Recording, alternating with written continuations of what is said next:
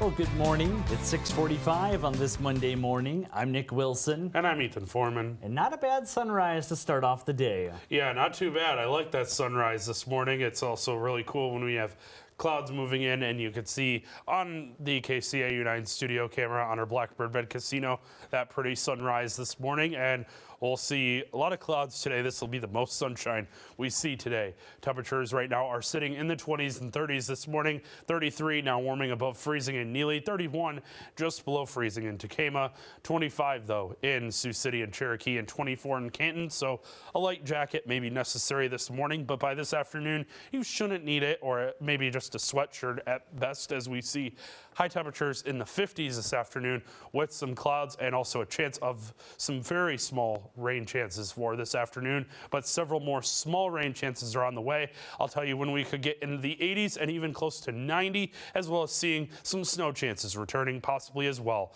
Those details and more in your 9 on 9 forecast. All right, thanks, Ethan. Well, if you've ever been interested in working as a storm spotter, there's an opportunity to learn more this evening. The National Weather Service will hold a storm spotter training in Hardington, Nebraska. The meeting will explain the work done by volunteer storm spotters and what info they ask people to share when storms hit their communities. Tonight's class will take place from 6 to 7 p.m. at the Hardington Volunteer Fire Department. That's located at 301 East Franklin Street. The training is free to attend and open to the public.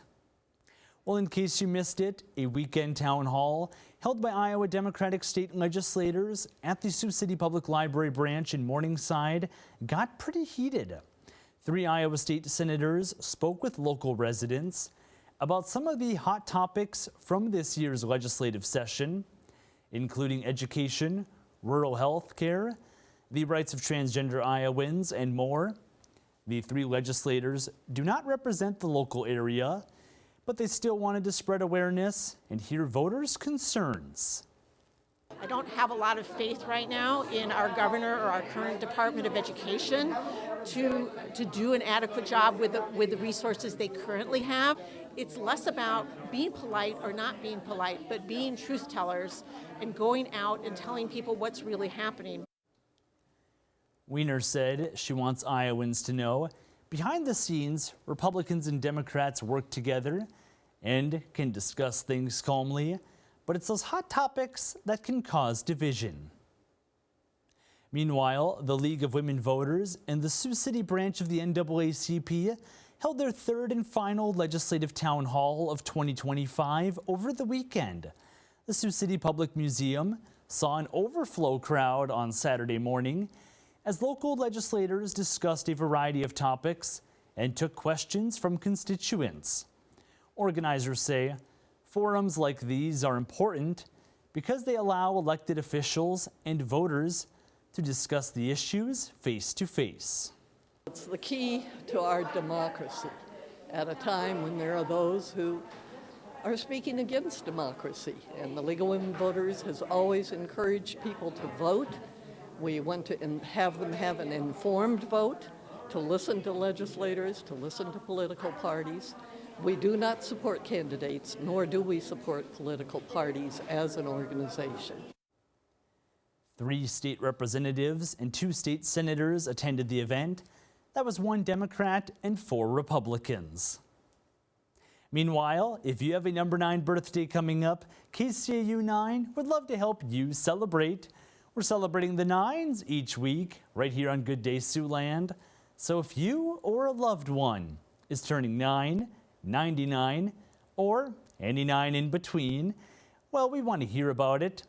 Every Thursday morning, we'll share our list of birthday shout-outs. And this week, 1 lucky person will take home a prize from the Launchpad Children's Museum.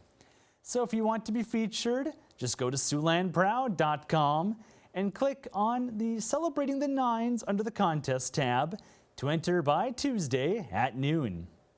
Now it's time we meet today's Stray of the Day. Every day we share a pet picked up by Sioux City Animal Adoption and Rescue, who's waiting to go home, or in this case, two of them. That's right. These are Delilah and Daphne. They're both female, fully grown miniature poodle mixes that weigh about 5 and 8 pounds, respectively. They were found abandoned in Riverside Park.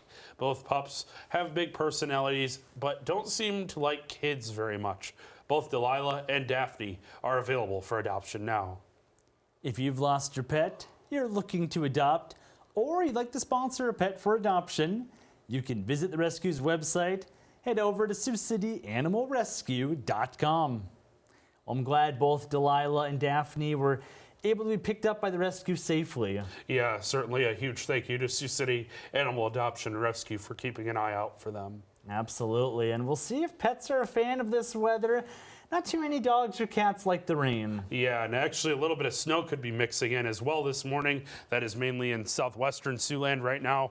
In parts of Antelope and Knox counties, could see a little bit of wintry mix or some light rain showers this morning, but that will quickly move out of the region by tonight as we see just some isolated rain showers through the daytime today.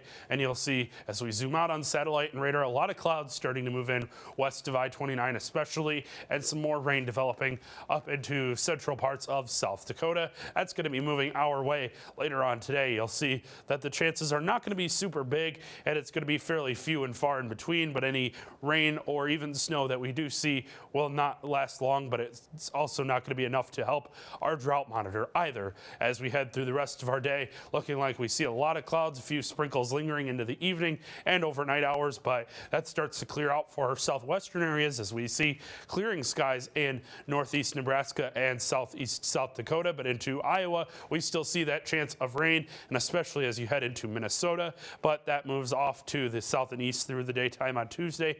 Another chance of some isolated showers and maybe an isolated storm possible Tuesday afternoon and evening in northeastern Siouxland. The rest of us seeing clearing skies. Another chance of a few sprinkles and clouds move in on Wednesday. Best chances of rain this time are going to be west of I-29, and those rainfall amounts are going to be very light, under 1/10 of an inch across the area through Wednesday morning. For today, 57 degrees, cloudier and calmer with those showers possible, dropping down to a low of 34 tonight as we see decreasing clouds and some sprinkles. Your 9 on 9 forecast showing another chance of afternoon showers Tuesday.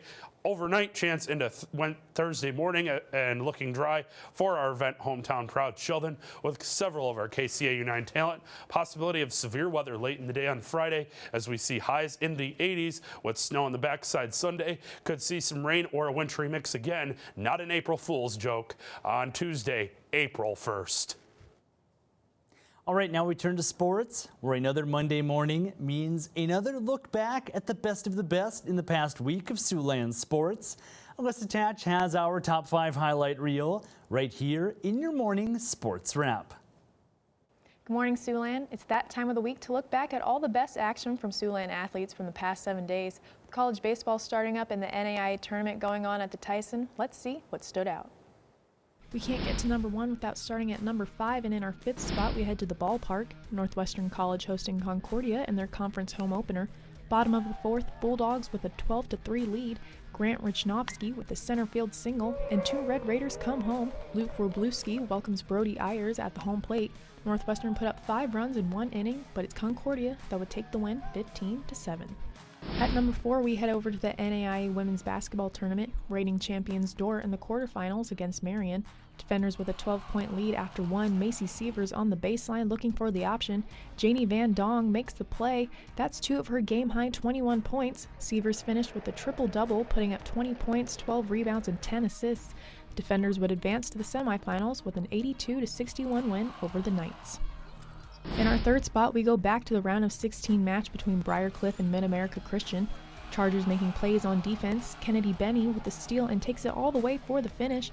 That's 1 of her 2 steals from the night. The Oakland Craig alum finished with 6 points. Fellow Charger Mally McNair led the game with 27, and the Chargers advanced to the quarterfinals with an 80-64 win over MACU.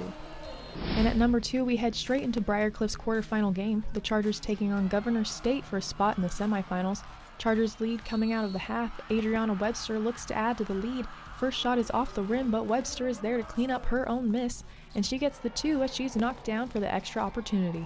Webster led the Chargers with 16 points, and Briarcliff makes it further into the tournament than they did last season. With a 65-43 win over the Jaguars, Briarcliff secures their spot in the semifinals. In our number 1 spot, we go back to the round of 16 for Dort's game against Langston. Defending champs down by 1. Big shot from Macy Sievers, and Dort takes the lead back. GPAC Player of the Year scored a team high of 17 points and collected 8 rebounds and dished out 6 assists in 39 minutes of play. The defenders would hold off the Lions 55-51 to continue their journey for a back-to-back championship title. And that's a look at our Sports Zone Top 5 Plays of the Week. The Chargers and the Defenders are in the NAIA semifinals tonight at the Tyson. Dort will be playing Bethel at 6, and Briarcliff will be playing Indiana Wesleyan at 8. And that's all for sports. Have a great day, Siouxland.